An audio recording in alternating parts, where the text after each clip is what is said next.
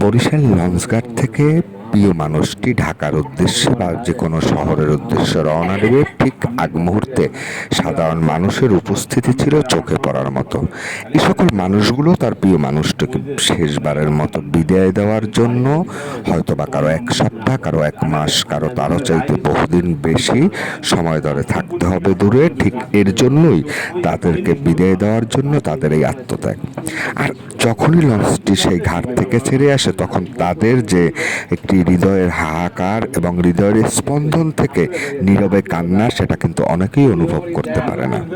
তাই কোনো একদিন ঢাকায় আসার পথে লঞ্চের ঠিক 3 তলার উপর থেকে এই ছোট্ট ভিডিওটি আপনাদের উদ্দেশ্যে।